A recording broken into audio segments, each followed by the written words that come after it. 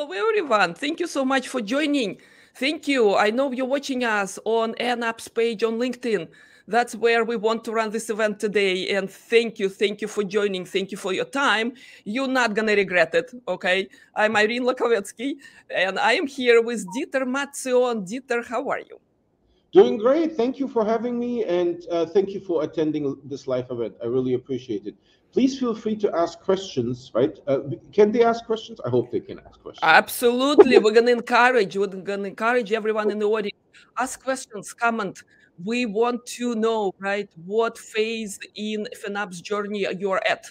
Okay, what are the challenges? We're gonna talk about some today, right? But most importantly, we know that we want to know that you're there. And Dieter is here, our esteemed guest. Thank you, Dieter, for coming back. All right, we had a session last year, seemed like a Yeah. long time ago. Thank you for coming back. We're going to talk about FinOps journey. What else? Right? And we're going to cover some challenges and hopefully providing some tips how to overcome those, right? So people, Absolutely. absolutely. So to our audience, again, please ask us questions, okay? We'll make sure Dieter answers them live. Again, so let's get going. Dieter is a FinOps ambassador and practitioner, a certified engineer. Dieter, you're just the right person. So you worked for a few companies, right, where you developed your FinOps expertise since 2013, correct? That's correct. Yep. Yeah, Good, I good. worked for Google, Netflix, Intuit, and Roku most recently, right? And as a FinOps ambassador, I do a lot of outreach, right? On average, I talk to maybe one or two companies a week. So it's like 50 to 100 different companies a year. So if you want to talk to me, feel free to reach out on LinkedIn. Amazing work you're doing. Yes, I encourage everyone to follow Dieter. I do, because he shares wisdom, he shares knowledge right there on LinkedIn and Twitter, right? You're on Twitter, Dieter, as well, right? Absolutely. Yep. Fabulous. So let's get going, right? We said we're going to talk about journey and challenges. So what are the main challenges you see out there, Dieter, while talking to your clients and with multiple audiences? Of course, there are, each client is different and each client has their own problems, right? But when we look at last year's FinOps Foundation survey, right? This year's, the 2023, is going to be published, I would say maybe this or next month, right? So at the moment we have only last year's data, and you can find it on at data.finops.org. Data.finops.org. You just go there and there is a wealth of information, right? There's also a chart about the FinOps challenges that people see. So there was maybe a list of 20 or so, right? And the survey responders, they were allowed to pick multiple of these, right? And the number one challenge is getting engineers to take action. About 30% of people responded with this choice. Then next was accurate forecasting with 29%. Enabling automation with 20%, reducing waste and unused resources with 19%, and aligning finance with engineering with 16%. Yeah, so let's talk about those categories, right? What they really means, because it's not about percentages, right? I'm sure the main challenges, companies and engineers and financial groups facing, all right, they are quite spread. So which ones do you think really resonating with what you're seeing? I think getting engineers to take action, right, is a big one that I encounter at every employer that I've worked for, right, and that is the biggest number one challenge as well, right. When you think about it, the way I approach that is we have a two-pronged approach, right. We do a top-down where we start with the executives, right. And it really depends on the knowledge and skill level of your executives when it comes to cloud FinOps, right? Are they already knowledgeable, right? Are they supportive already, or is this the first time that they learn about that, right? Because the goal here is that executives need to understand that cloud financial management has been around for over 10 years, right? We just didn't call it FinOps yet. We called it back then cloud financial management or cloud cost optimization, something like that, right? What the FinOps Foundation really did is put together a robust and repeatable framework around cloud financial management that we now call Cloud FinOps, right? So FinOps has been around for over a decade, right? The cloud started in 2006. So we have been doing this for a while, and it's an ongoing effort, right? We are looking at really, FinOps has only two levers that we can pull, right? There is rate optimization and usage optimization on a very high level, right? Um, and the executives need to understand that rate and usage optimization are things that are happening on an ongoing basis, right? They don't stop because your engineers don't stop innovating. Your engineers don't stop building new workloads in the cloud, expanding existing ones, right? Retiring existing ones and replacing them with something else. Because the engineers are working, they are creating a mess. You know, that's normal. Everyone who's working is creating a mess, right? Look at a carpenter or something like that, right?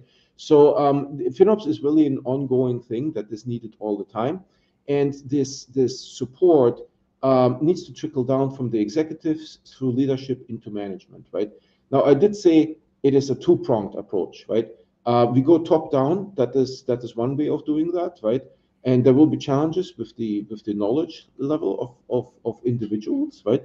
But then we also do a bottom up, right, where we engage with the engineers, and there are a couple of ways of doing that, right? You can do regular tech talks. That is a lightweight session or way of doing it, right? So let's say once a month you have like an Amazon tech talk or an Azure tech talk about a specific topic, right?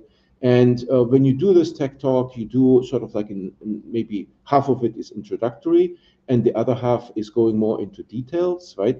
And to basically educate and train the engineers, right? Because that is what is required. A lot of engineers, I have met engineers that were, highly successful for over a decade, right? And then cloud came, right? And they don't know anything about cloud. And so they need to learn, they want to learn, right?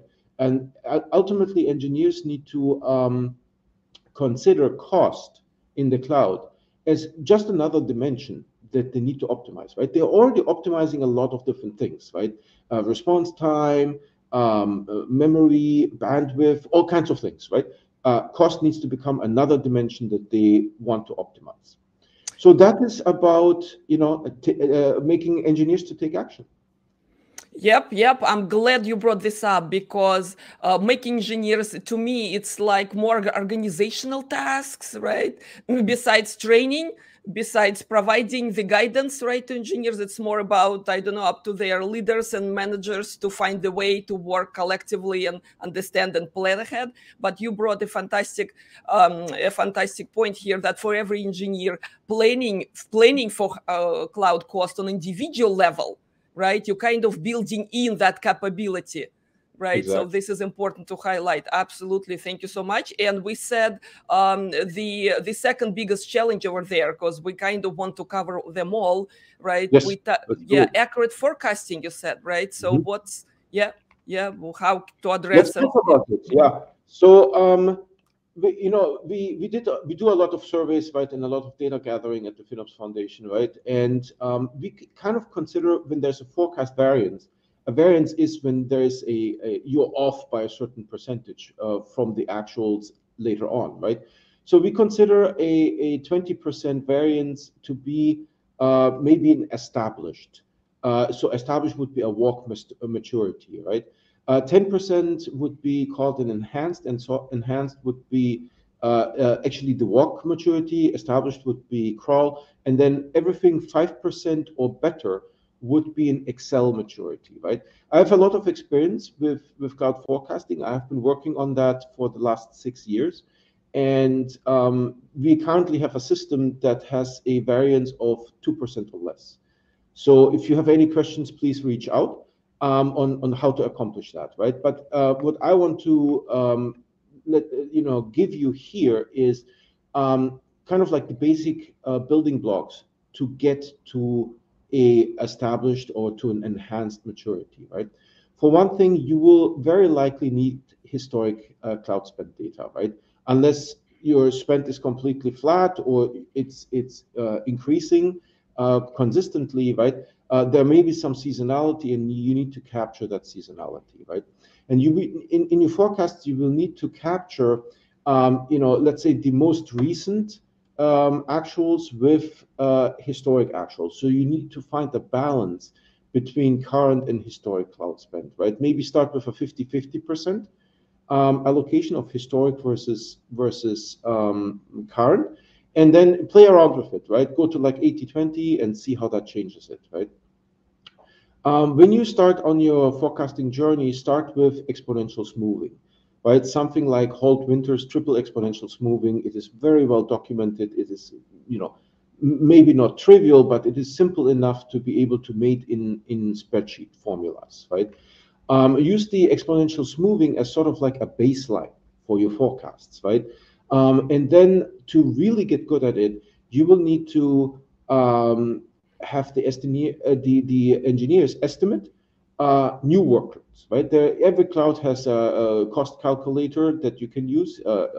Oracle, IBM, Azure, AWS, and GCP all have cost calculators that work reasonably well, right? They need to estimate new workloads. They need to estimate optimizations to existing workloads, right? And you need to estimate rate optimizations, whether you do it through, reservations, RI savings plans, or enterprise discounts. If your discount changes over time, these changes need to be modeled and then layered on top of the forecasts, right? And that will improve your forecast accuracy. That will give you those really tight variances. Wonderful, wonderful. Thanks, Dieter, for this. So, another one in that list is enabling automation. I'm a little shocked to see it among challenges. Okay, we think about automation as, the tool to make our lives easier, right? So, but I understand the context there. So, why is it a challenge to enable automation across organizations? I think it is part that you cross the threshold from being able to do that something centrally to having to actually go to an engineer and have them write code, right? And engineers don't want to fail. So if you ask them, hey, I need you to write some code, they're very hesitant to build something because they don't want to build the wrong thing. They don't want to make a mistake. And they don't want to build something, spend their time, right, their life on something that is not going to be used. So you need to understand how engineers are thinking, right? You need to understand their soul and go with that, right? Now, there are a couple of open source tools that you might be able to use, like, for example, Cloud Custodian is a good one that was initiated by Capital One. And there's also commercial solutions that help with automation, right? I think maybe FinOps has some capabilities. Torbot is typically a one that is being mentioned, right? One of the early ones. Torbot actually, in part, leverages Cloud Custodian and has over 7,000 customizable automation policies that you can set up, right? But overall, I suggest to start small, right? Observe what people are doing manually, right? And see what they are doing regularly manually, right? And then take one of those processes. It could be forecasting, it could be waste detection, it could be anomaly detection, something, right? Something that happens on a regular basis, and write a really small, lightweight script for it, right? Don't make this a big deal, right? Something in Python, in a notebook, and get that one codified, right? And then run the script as a test, right? Have it running for a couple months, maybe half a year, right? Be generous about it and see where improvements are needed. Let those exceptions surface over time, right? They won't show up on the first weekend when this thing is running. And gradually make improvements to it, right? And then build it out from there, right? So that is a good way of getting it started. And whenever you engage with engineers, lower their anxiety level, right, about what is to do. Just say like, hey, I just want something quick and dirty. It doesn't even have to work, right? If it works, fine. If not, that's fine too, right? And then evolve it from there, right? Automation really is the key to a lot of the waste elimination. And maybe we're going to talk about this later. But when you look at waste, you have a curved graph like this, right? And so 80% of your dollar value will be in 20% of the graph, right?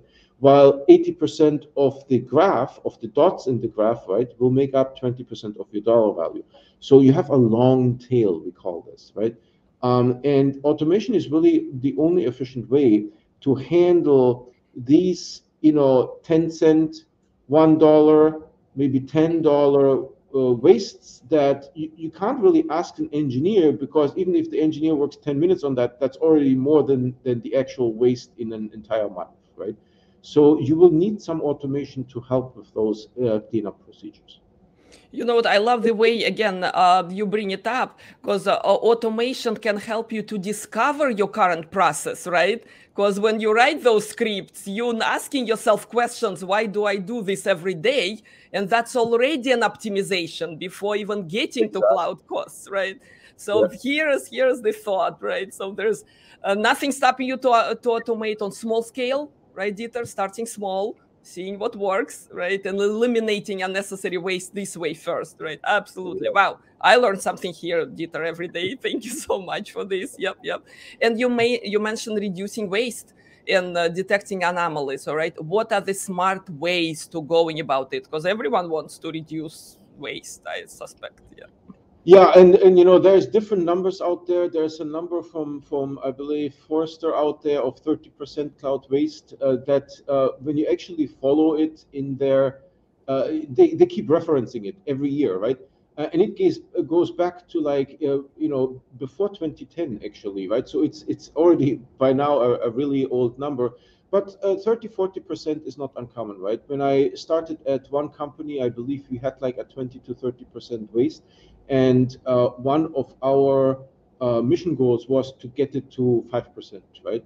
So with waste, here's my guidance, right? Every cloud provider has waste, that is inherent to the way you use their systems, right? Waste could be orphaned resources, right? Like you had a disk volume attached to a virtual machine, and then you terminated the virtual machine, but the disk volume still sticks around, right? And you will keep paying for that forever, right? It doesn't go away, unfortunately. So a lot of the waste reduction efforts is really because the cloud providers don't have these cleanup procedures in place. I wish they would, right? And there is, every cloud provider has maybe 50 of those types of waste that some of them are shared across cloud providers, like these disk volumes, the orphan disk volumes is one of them, right? But some of these wastes are unique to a cloud provider, right? That only happen with Amazon or only happen with Google, right? Um, these types of waste opportunities, right, or savings opportunities are relatively well known. There are, open source GitHub pages where waste centers are listed, and simply, look at uh, half a dozen of waste centers, right? Surface that waste and see what the dollar amount is for your organization. How much, is it $10,000? Is it $100, right? And then pursue those types of waste by using automation, building, lightweight script, so-called waste centers, right, to surface those savings opportunities. And then what I like to do is surface them as a dollar amount, right? So if you don't know how to calculate waste, here's a quick rundown. You take the current actual spend, right, with enterprise discounts, RI savings plans, everything, right? Your current actual spend, and then you look at what an optimized workload spend would look like, right? So you have the optimized workload and you have your current spend, right? And then you subtract the optimized workload from your current spend, and what you are left with is the overspend, right? The overage, right? And that is the number that you surface in a dashboard, right? And you can then aggregate that by, account, by business unit, by engineering owner, right? And you sort it by the highest dollar amount on top, right? So this is the person to talk to. This is the account or the project, right, or the subscription with the most problems. So that is a good way of doing it. One of the first things that will happen is people will ask for exceptions, right? They will say like, hey, you know what? I can't change anything about this, right? I don't want to be shown on the dashboard because that makes me look bad, right? The first thing that in my practice, right, people ask for exceptions. If you have to build exceptions, quick tip, make them time limited, right? 6 months, 12 months, 18 months, right? Possibly have a VP level approval, something, right? That not everyone can have an exception. And then have a separate dashboard with just exceptions so that leadership still can see, hey, those are all the things that are still on deck. We are not going to talk about them for like a year or two, right? But those are the things that are still an issue for us that we still need to work with, right? So that is when it comes to unused or underutilized resources, that is how you handle it. Now, over time, maybe you start with half a dozen waste sensors, right? Then you expand it to 1 dozen, 2 dozen, right? One thing that you need to communicate very well is that when you only had half a dozen, 6 waste sensors, right? You surfaced X amount dollars in waste. If you increased your waste sensors, the bar increases as well, right? Your engineering leadership should not be surprised by that bar increasing, right? You need to go reach out to them. You need to align and say like, your dollar amount will increase because we are adding more visibility into waste, right? Overall, it is a good thing for our organization, but what was $50,000 last month may be now $70,000. So don't be surprised. You know what, hey, that makes me think, reduce waste, is it a task, or I would say work stream almost, right? Is it done at individual level or someone centrally, distributed across few groups maybe? Because I'm trying to think engineers experimenting. You said their work to make life messier, okay, to come up with something great. So how do you at the same time performing the steps you describe with reducing waste? To me, it makes sense to have cloud practitioner, right, FinOps practitioner, to sort of work for a group, or maybe even like having central excellence, okay, somewhere. So what's the organizational advice there, how to approach it? Yeah, I have seen very different things, right? But one thing that you can surface the opportunities centrally, right? There is no harm in doing that. But of course, the execution of the opportunities, right? The usage optimizations, they have to be done decentralized by the engineering teams, right? And I've seen different things where this is a percentage of a sprint, right? Spend 20% of your sprint time on waste reduction efforts, pick something, open a ticket, execute on the ticket, right? I have seen also organizations like we did this last November, where we said, hey, you know what? The next 2 sprints, everyone within the company, we are not going to do new development. We're just focusing on waste reduction, right? I have seen that the FinOps practitioner is centrally, and then people come and interact with them, right? But I have seen that when the engineering body gets too large, right? When you have 2,000, 4,000, 6,000 engineers, that they may get, support a dedicated role just for that engineering organization. So there might be still a central Cloud Center of Excellence or Cloud FinOps team, right? But then this Cloud FinOps team is sort of sponsoring a headcount in an engineering organization because they essentially have 24/7 a need for this Cloud FinOps person, right? So yes, I have seen all those variants, and it really depends on your organization and what works well, right? I have seen Cloud FinOps team be 5-7 people strong for organizations that are in the 15-20,000 employees, right? I've seen Cloud FinOps a part-time person, right, for an organization that is 500 people strong, right? So whatever works best for you, you will need to find that out. Good, good. Okay, one word to the audience. All right, ask us questions. Okay, if anything that we mentioned so far, is it resonating? Is it something you're struggling with as well? Or maybe you have another tip? So we want this conversation here. That's why it's a live event. Okay, we need to know you're out there. So Dieter, thank you. Thank you so very much. Those are pearls of wisdom. I mean, no less. They come from experiences, and I'm sure you do a lot of this knowledge spreading work. Okay, so those simple things only come with experience, right? Not from the books. mainly. That's Wonderful. right. So why don't we talk about aligning finance with engineers in FinOps ecosystem? Because somehow it's still bubbling up as a challenge. That means people Yes. still don't understand, right? Don't realize and don't frankly work very well together. So what are your observations? You know, from my experience, that was a little bit challenging for me because I was always able to align this naturally, right? Finance with engineering in every company that but then I also worked maybe at very progressive organizations, right? But at every company that was not a challenge, right? However, what I do want to share with the audience, if you have a problem to get these two aligned, right? Um, the engineers need to be aware of that there are a lot of finance processes that happen behind the scenes that are critical to the business. For example, cloud spend attribution to business owners and sometimes business functions. So there's like a virtual function, something like mobile, that finance needs to be able to attribute that. Sometimes finance does a capital expenditures versus operational expenditures, right? Maybe some of the research and design R&D type of engineering work can be moved out of operational into capital expenditures, right? So there's a lot of things happening behind the scenes, and let me expand on that. We touched on cloud spend forecasting, right? Why does finance do that? Well, when you look at the total income that an organization has, right, maybe about half of it is on headcount. And then out of the other half, there is quite a chunk that is on physical buildings, unfortunately still, right?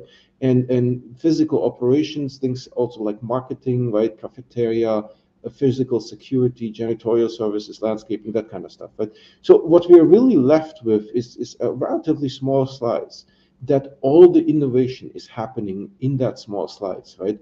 And if we get the slice sized incorrectly for cloud, right, we either don't do enough innovation, or we some of the innovation that we started when we are running over budget in the cloud, we need to put it on ice, right? We have to freeze it and put it on hold. So cloud spend forecasting is some if you don't really understand behind the scenes why it is so critical for the organization, it determines how much cloud budget you get, right? It determines how much innovation, how much playtime you're really getting. And if you don't know that, forecasting seems like this unnecessary thing for an engineer, right? Then you need to regularly review actuals versus budget, right? Otherwise, what's the point of setting a budget, right? You have a budget and you never go and check against it, right? And then if you're over budget, right, what are the options that you're having? Well, we talked about the waste sensors before. Maybe you have, $50,000, $70,000 in waste that you can spend some time on realizing those usage optimizations and offset your budget overage, right? If you are under budget, in my experience, very often it's you have trouble hiring, right? And there's, maybe you're not spending enough time. There is not the resources that you're looking for that, a multitude of possibilities, right? Then spend anomalies. They happen all the time, and they are not always large. We had the spend anomaly that was something like $30,000 a day, a day. However, that team, that engineering division, had a budget of something like $4 million a month, right? So you're just looking at the graph. You may not actually see the $30,000 a day. You need really a tool that can go onto a very fine-grained level and see, hey, this workload used to be, $100, now it's $30,000. Something changed, right? And finance is driving that and is helping with that. Finance also does procurement, right? Procurement and paying the invoices. The cloud bill does not magically pay itself, right? There is a process behind the scenes. There is a purchase requisition, a purchase order. There is an invoice that gets attached to the purchase order. There is an ACH payment that gets queued up, right? Engineers really need visibility. And I think if you explain those things to engineers, right? If you provide that visibility, they are very much willing to do something with it, right? New vendor onboarding, ongoing vendor management, right?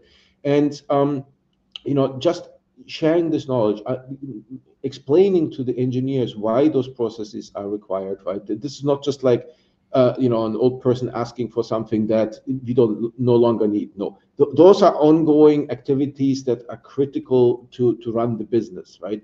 And being able to get the understanding of the engineers, right? And being able to also explain to finance that, listen, engineers are people, right? They are like artists. They're producing something that hasn't existed before, right?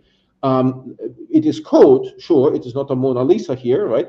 But it is still an artistic thing. There's some creativity required, right? You don't always feel like writing code. Sometimes on the weekend there is a 2 hour time period where you just sit down and you start like scrambling, right? And you write like a lot of code, and 2 weeks later you look at it and you don't recognize it anymore, right? It is a little bit of an art. So the finance people or anyone else, right, in leadership needs to understand that it's a creative process, right?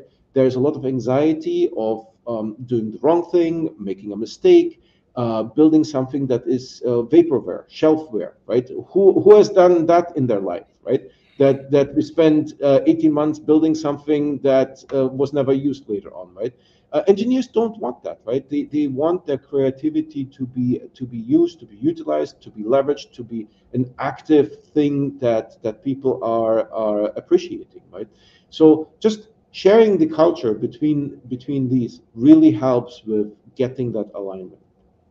Absolutely. Oh my goodness, what a fine analogy you used. Okay, to me, coders, they saying they like artists, they writers. We hear about writer's block. Now we heard about coder's block, and exactly anxiety and depression.